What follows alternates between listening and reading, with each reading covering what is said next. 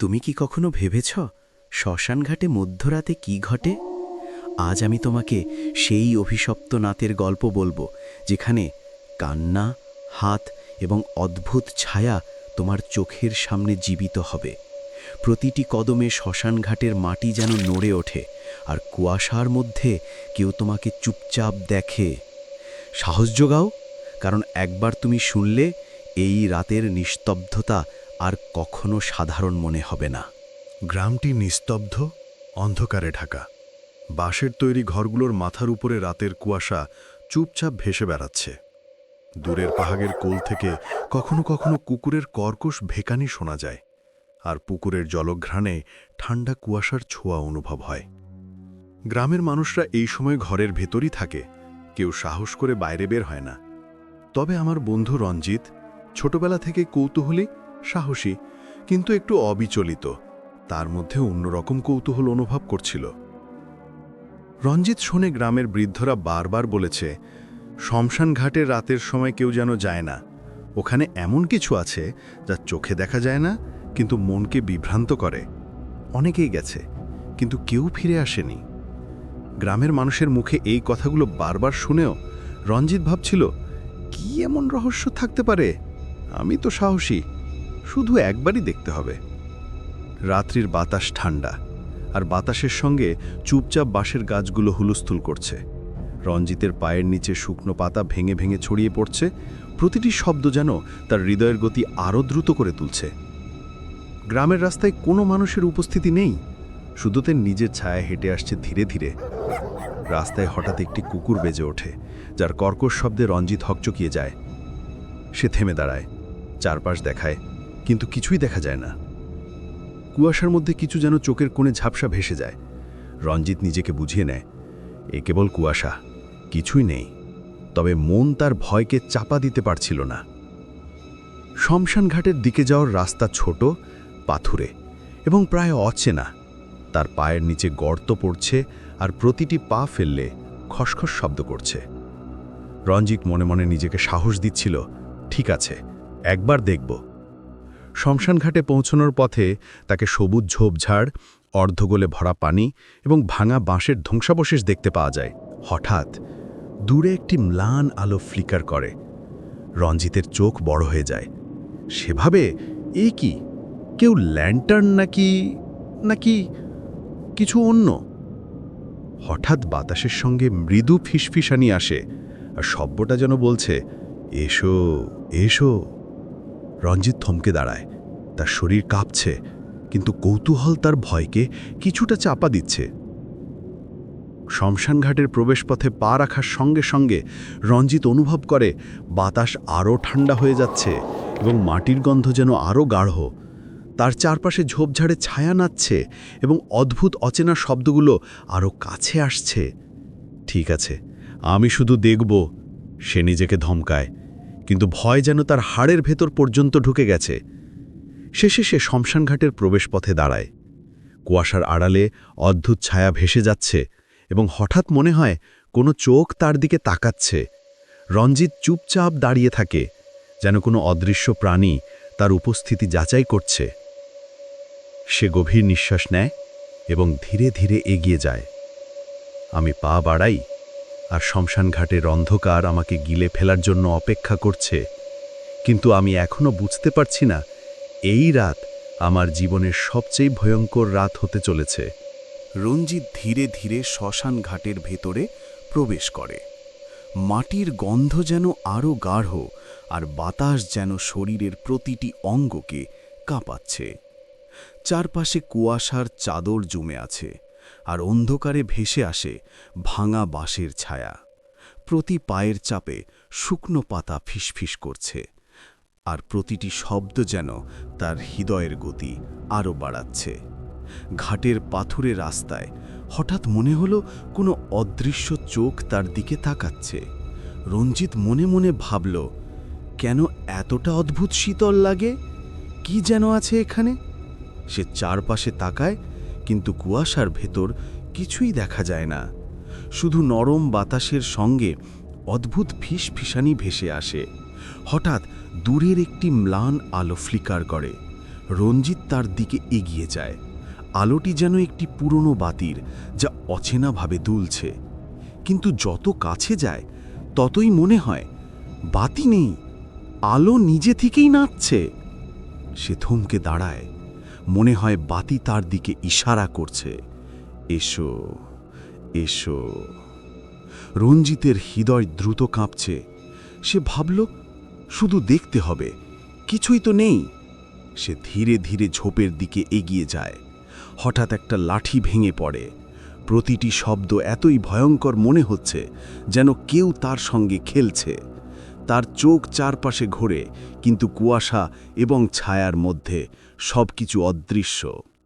ঝোপঝাড়ের আড়ারে হঠাৎ কিছু ছায়া নড়তে দেখা যায়। রঞ্জিত কপালে ঠান্ডা ঘাম। সে ভাবল, ওরা কি এখানে আছে? তার শরীর কাঁপছে, কিন্তু কৌতূহল তাকে থামাতে পারছে না। হঠাৎ বাতাসের সঙ্গে মৃদু ফিসফিসানি আসে। শব্দটা যেন ভেসে আসছে, ধীরে ধীরে, তুমি এখানে কেন? রঞ্জিত থমকে যায়। সে চারপাশ দেখে, কিন্তু কুয়াশার ভেতর কিছুই দেখা যায় না। তার পা কাঁপছে আর সে নিজেকে ধমকাচ্ছে, এটা কেবল বাতাস, কিছুই নেই। কিন্তু ফিসফিসানি আরও কাছে আসে, যেন তার কানের ঠিক পাশে কেউ বলছে, এসো, এসো। হঠাৎ রঞ্জিতের চোখ পড়ে এক ছোট ঝোপের মধ্যে। অদ্ভুত ছায়া ভেসে যাচ্ছে, যা মানুষ নয়, কিন্তু স্পষ্টভাবে চোখ এবং মুখের আকৃতি আছে। তার হৃদয় দৌড়াচ্ছে, আর সে বুঝতে পারছে এটি কোনো সাধারণ ছায়া নয়। সে ধীরে ধীরে পেছন হটে, কিন্তু ঝোপের ছায়া যেন তার সঙ্গে সরাসরি যোগাযোগ করছে। প্রত্যেক ধাপে মনে হচ্ছে তার পা মাটিতে আটকে গেছে। সে শ্বাস নিতে চেষ্টা করে, কিন্তু কুয়াশার মধ্যে বাতাস এতই ঘন যে শ্বাসও কষ্টকর। তার চোখ ছায়ার প্রতি ফিক্সা করা, আর মনে হচ্ছে ছায়া তার দিকে এগোচ্ছে, কিন্তু হঠাৎ গিয়ে মলিন হয়ে যায়। রঞ্জিতের মনে হচ্ছে ছায়াটি কেবল দেখেছে, না, শুধু দেখলেই হয় না, যেন সে তার ভয়ের সঙ্গে খেলছে। হঠাৎ বাতাস থেমে যায়, চারপাশ নিস্তব্ধ। সে বুঝতে পারে এই মুহূর্তে সে একা নয়। কিছু যেন চোখে পড়ল অন্ধকারের মধ্যে, কিন্তু তা ঠিক দেখতে পারছি না। আমি দাঁড়িয়ে আছি, আর মনে হচ্ছে এই রাতের প্রতিটি ক্ষণ আমাকে শ্মশান ঘাটের অজানা রহস্যে আরও গভীরে টেনে নিয়ে যাচ্ছে। রঞ্জিত আরও গভীরভাবে শ্মশান ঘাটের মধ্যে প্রবেশ করে। চারপাশের অন্ধকার যেন তার ওপর চাপ সৃষ্টি করছে। বাতাসের সঙ্গে মিশে আছে অদ্ভুত ঠান্ডা, যেন কোনো অদৃশ্য হাত তার কাঁধে হালকা ছোঁয়া দিচ্ছে। সে নিজেকে ঘুরে দেখে, কেউ নেই, শুধু শীতল বাতাস, কিন্তু তার অন্তরের ভয় বাড়ছে। প্রতি পদক্ষেপে মাটি যেন আরও ভাঙছে। শুকনো পাতা, ভাঙা বাঁশের ছায়া, প্রতিটি শব্দ যেন তার হৃদয়কে আরও দ্রুত গতিতে দৌড়াচ্ছে। সে থেমে দাঁড়ায়, নিজের শ্বাসকষ্ট অনুভব করে। মনে হচ্ছে বাতাস শুধু বাতাস নয়, এটি যেন জীবন্ত, তাকে ধরার জন্য তৈরি। হঠাৎ রঞ্জিত মনে করে তার পেছনে কেউ আছে। সে পেছনে ফিরে তাকায়, কিন্তু অন্ধকারের গভীরে কিছুই দেখা যায় না। তবে তার কানের কাছে হালকা ফিসফিসি আসে, কোথায় যাচ্ছিস? শব্দটা এতটাই ধীরে আসে যে সে শোনার চেষ্টা করেও পুরোটা বুঝতে পারছে না। রঞ্জিত ধীরে ধীরে এগিয়ে যায়, কিন্তু প্রতিটি পদক্ষেপের সঙ্গে সঙ্গে অদ্ভুত অনুভূতি বাড়ছে। হঠাৎ সে কিছু দেখতে পায়, ছায়ার মতো একটি হাত ঝোপের মধ্যে হেলে আছে। হাতটি মানুষের মতো, কিন্তু অদ্ভুতভাবে স্বচ্ছ। সে চিৎকার করতে চায়, কিন্তু কণ্ঠস্বর বেরোয় না। ঠান্ডা বাতাস তার গলায় দিয়ে যায়, আর হঠাৎ মনে হয় কেউ তার কাঁধে হালকা চাপ দিচ্ছে। সে নিজেকে ঘুরিয়ে চায়, কিন্তু কিছুই নেই। তার চোখে জল আসে, শীতের কারণে নয়, ভয়ের কারণে।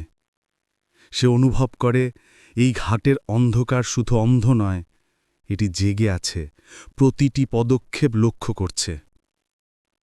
ঝোপের দিকে তাকিয়ে সে দেখল কিছু পাতার নড়াচড়া অস্বাভাবিকভাবে ঘটছে। বাতাসের সঙ্গে মিশে ফিসফিসি আবার আসে, এবার আরও জোরে। তুমি একা নও। রঞ্জিতের হৃদয় অবশ হয়ে যাচ্ছে। সে পিছনে ফিরতে চায়, কিন্তু পথ যেন অদৃশ্য হয়ে গেছে।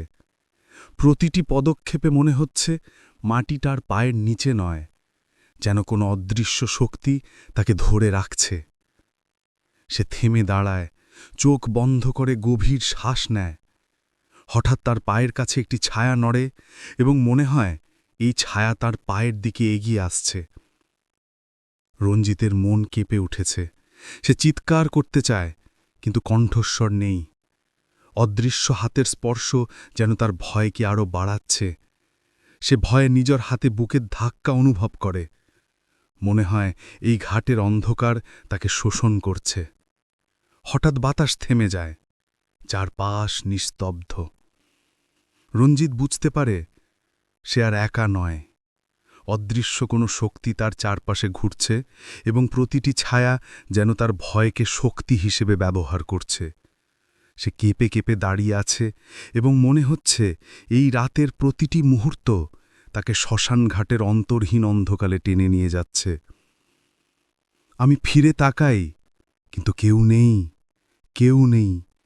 শুধু অদৃশ্য হাতের স্পর্শ যা আমার ভয়ের সঙ্গে খেলে যাচ্ছে।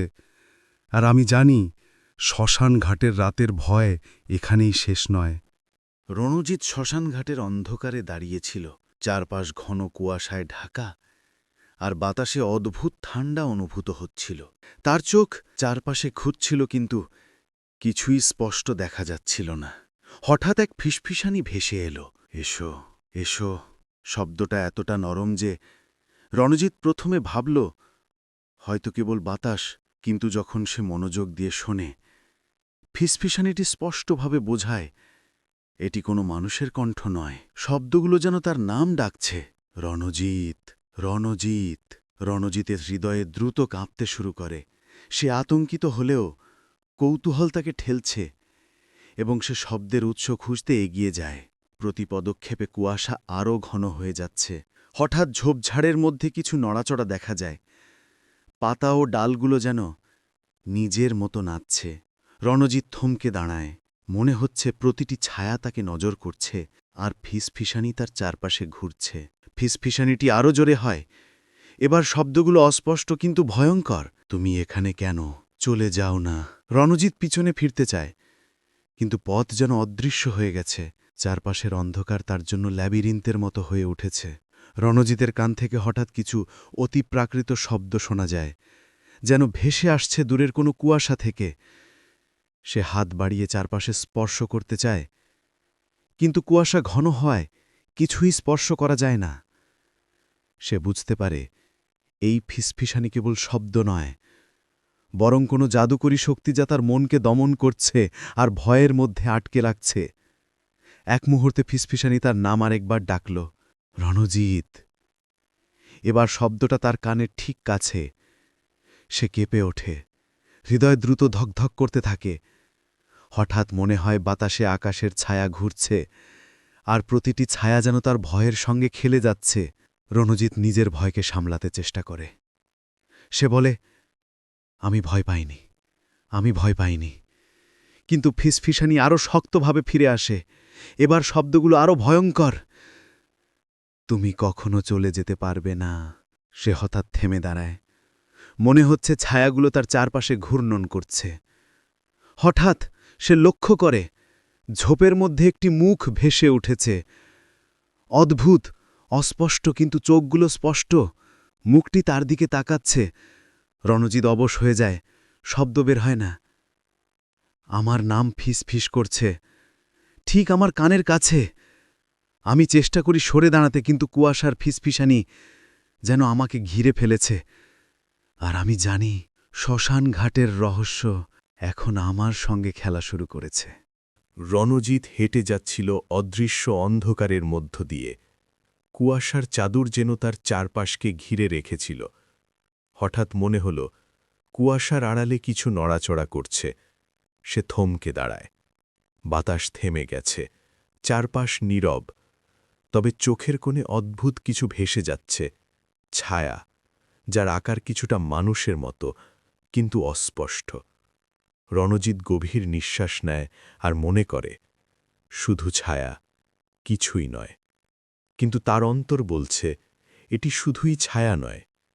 সে ধীরে ধীরে ঝোপের দিকে এগিয়ে যায়। হঠাৎ ছায়া স্পষ্ট হয়ে ওঠে। একটি মুখ তার দিকে তাকাচ্ছে। চোখগুলো কালো, গভীর আর অদ্ভুতভাবে তার মনকে কেঁপে দিচ্ছে। মুখটি হাসছে না, কিন্তু অদ্ভুতভাবে শক্তিশালী ভয়ে ছড়াচ্ছে। রণজিৎ পেছনে হটতে চায়, কিন্তু মনে হয় মাটি তার পায়ের নিচে গলে গেছে। সে দাঁড়িয়ে থাকে। মনে হচ্ছে প্রতিটি মুহূর্তে ছায়ার মুখ তার ভয়ে আরও শক্তিশালী হয়ে উঠছে।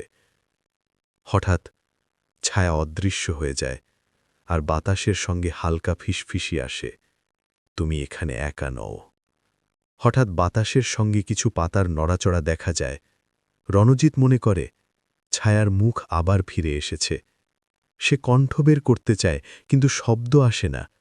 তার চোখের সামনে অন্ধকারের ভিতর কিছু ভেসে যাচ্ছে, ছায়া নাচছে, বাতাসে ভেসে যাচ্ছে। মনে হচ্ছে অদৃশ্য শক্তি তাকে নিয়ন্ত্রণ করছে। রণজিৎ তার হাত বাড়িয়ে চারপাশ স্পর্শ করতে চায়, কিন্তু কুয়াশা ঘন। সে চিৎকার করতে চায়, কিন্তু কণ্ঠস্বর নেই। হঠাৎ মনে হয় ছায়ার চোখগুলো তার প্রতি আরও কাছাকাছি।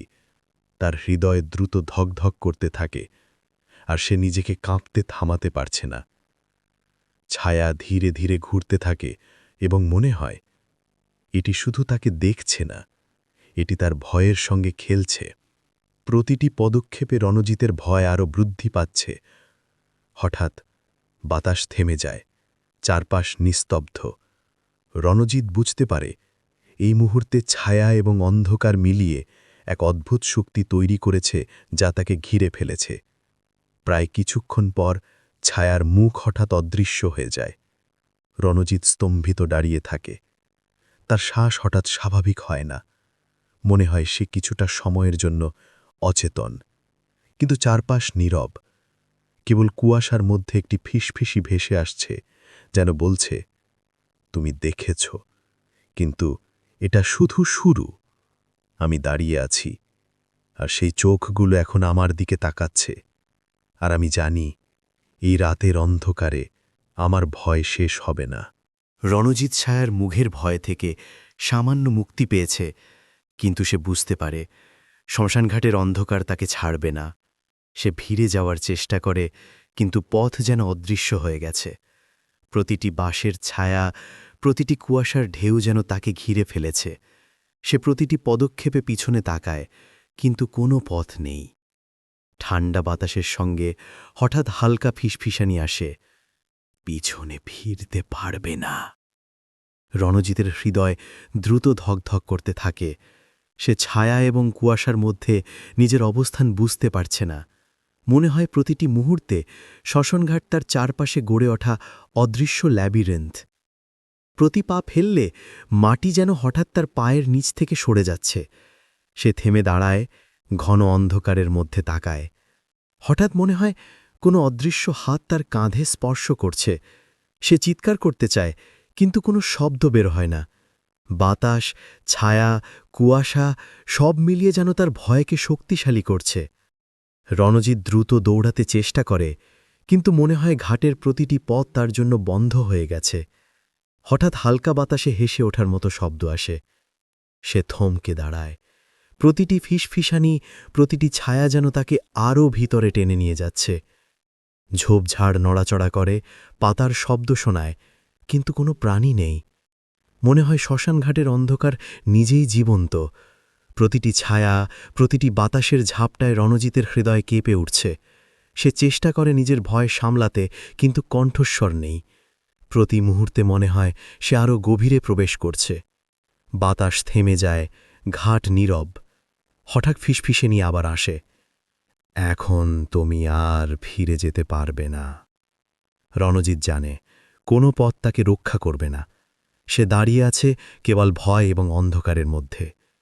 হঠাৎ মনে হয় কোনো অদৃশ্য শক্তি তার পায়ের দিকে ছোঁয়া দিচ্ছে। সে পিছনে ঘুরতে চায়, কিন্তু কিছুই স্পর্শ করতে পারছে না।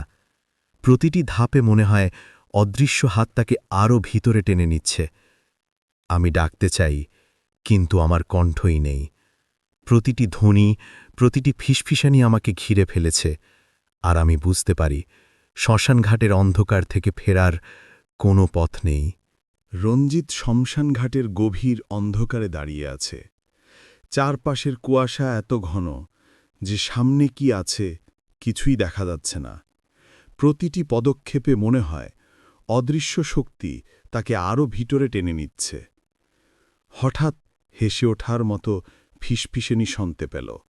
এবার শব্দটা আরও জোরালো, আরও কাছে। হঠাৎ অদৃশ্য হাতের স্পর্শ তার কাঁধে লাগে। সে চিৎকার করতে চায়, কিন্তু কোনো শব্দ বের হয় না। বাতাস থেমে যায়, ঘাট নীরব। হঠাৎ অন্ধকারের মধ্যে ভেসে আসে এক পূর্ণ দৃশ্য, ছায়া, মুখ, চোখ, সবকিছু স্পষ্ট, কিন্তু অদ্ভুতভাবে অমর্যাদিকর। মনে হচ্ছে এই ছায়া কেবল তার সামনে নয়, বরং তার ভিতর ঢুকে গেছে। তার চোখ, কান, হৃদয় সবকিছু কেবল ভয়কে অনুভব করছে। হঠাৎ ছায়ার মুখটি তাকে নিজের দিকে টেনে আনে। প্রতিটি শ্বাসে ঠান্ডা বাতাস প্রবেশ করে, মনে হয় তার রক্তই জমে যাচ্ছে। সে চেষ্টা করে পালাতে, কিন্তু প্রতিটি দিক বন্ধ। ঘাটের প্রতিটি পদক্ষেপ যেন তাকে আরও গভীরে টেনে নিচ্ছে। হঠাৎ চুপচাপ কিছু স্থির থাকে, চারপাশ সম্পূর্ণ নীরব। রঞ্জিত বুঝতে পারে এটি শেষ মুহূর্ত। হঠাৎ এক ঝলক ছায়া তার দিকে ঝাঁপিয়ে পড়ে। রঞ্জিত চিৎকার করে, কিন্তু শব্দ নেই। মনে হয় অদৃশ্য শক্তি তার অন্তরের ভয়কে বাস্তবে রূপান্তরিত করছে। তার চারপাশে কুয়াশা ঘন হয়ে আসে, বাতাস নিস্তব্ধ, আর প্রতিটি ফিসফিসানি যেন তার ভয়কে শক্তিশালী করছে। হঠাৎ চারপাশ সম্পূর্ণ নীরব। রঞ্জিতের চোখ বন্ধ, মনে হয় কিছুই নেই। কিন্তু হঠাৎ বাতাসে ভেসে আসে এক একক শব্দ, একটা চিৎকার, যা তার ভয়ের সঙ্গে মিলিত হয়ে শ্মশানঘাটকে আরও ভয়ঙ্কর করে তোলে। সবকিছু থমকে যায়। রঞ্জিত হঠাৎ কুয়াশার মধ্যে নিজেকে খুঁজে পায়। সে আর পালাতে পারে না। চোখ খুলে দেখি ছায়া আর নেই, কিন্তু তার ভয়, তার আতঙ্ক, তার মন এখন শ্মশানঘাটের অংশ। শ্মশানঘাট চুপচাপ, কিন্তু আমি আর ফিরিনি। অন্ধকারের ভয়ে আমার সাথে, আর রাতের প্রতিটি ক্ষণ আমাকে ধরে রাখে।